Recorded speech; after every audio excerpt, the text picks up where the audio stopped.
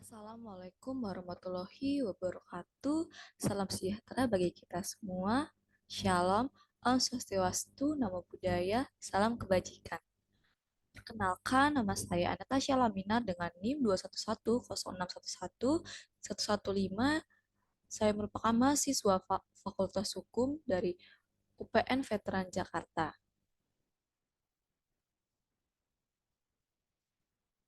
Di sini saya akan mempresentasikan hasil analisis dari tajuk Kompas yang berjudul Mencapai Target SDGs.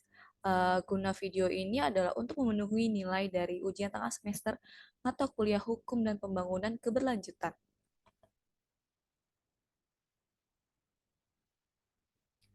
Pada 19 sampai 26 September telah dilakukan sidang umum Perserikatan Bangsa-Bangsa atau yang bisa disebut dengan PBB di New York, Amerika Serikat.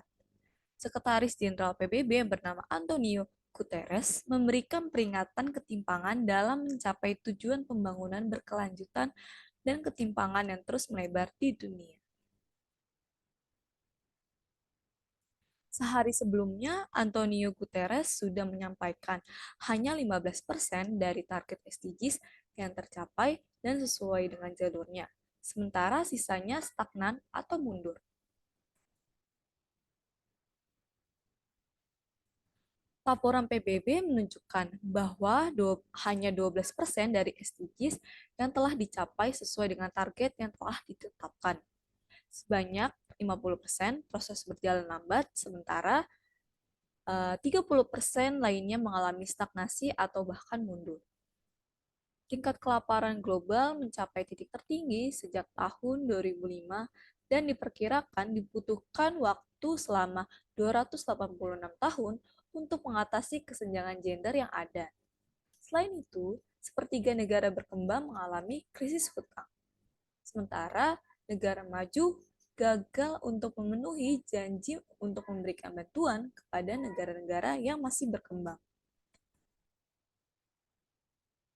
Selanjutnya, Retno LP Marsudi selaku Menteri Luar Negeri yang mewakili Indonesia dan negara-negara Asia Tenggara lainnya mengatakan bahwa negara berkembang tidak mendapatkan kesempatan yang sama untuk bertumbuh menjadi negara maju seperti negara maju yang lainnya. Faktor penyebabnya ini adalah negara-negara maju cenderung beretorika tanpa melakukan tindakan yang konkret, diskriminasi dalam perdagangan, serta terjadinya hambatan dalam hilirisasi industri berbahan baku alam.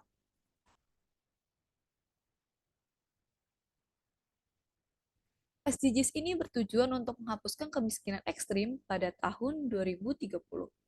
Kemiskinan ekstrim ini diukur sebagai pendapatan kurang dari 2,15 dolar Amerika Serikat per harinya, yang disesuaikan dengan paritas daya beli tahun 2017. SDGs ini terdiri dari 17 tujuan dengan setiap negara yang memiliki kebebasan menetapkan targetnya sendiri. Namun, laporan global SDGs menunjukkan bahwa negara-negara berkembang dan miskin paling tertinggal dari target tersebut.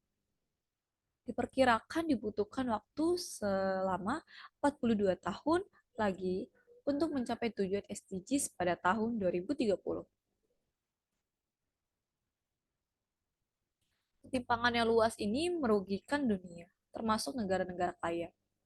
Contohnya seperti Eropa yang kewalahan menghadapi masalah karena banyak imigran yang beberapa diantaranya ilegal datang dari Afrika dan Asia. Amerika Serikat sendiri pun juga sedang menghadapi gelombang imigran ilegal dari Amerika Tengah dan Amerika Selatan. Di era globalisasi ini, dunia telah terhubung dan saling tergantung satu sama lainnya. Suatu negara atau wilayah tidak dapat mencapai kemajuan dan keberhasilan secara mandiri. Kerentanan sosial ini diakibatkan oleh adanya kemiskinan atau ketidakadilan di suatu daerah tanpa memiliki dampak global seperti yang terjadi selama Revolusi Arab Spring di Tunisia dan Mesir pada tahun 2011.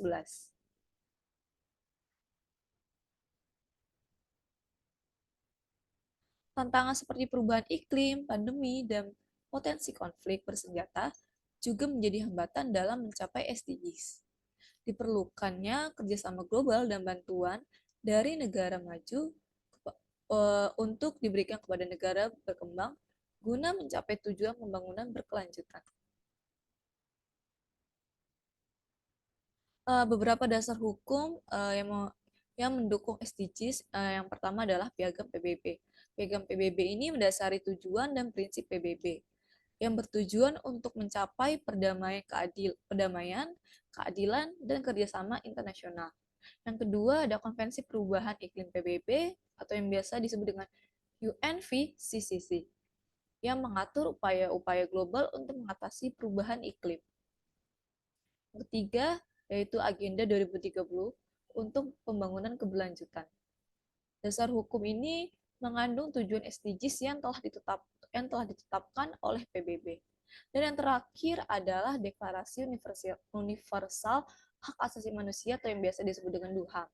DUHAM ini memberikan landasan hukum untuk mencapai tujuan SDGs terkait dengan keadilan sosial, kesetaraan, dan hak-hak dasar manusia.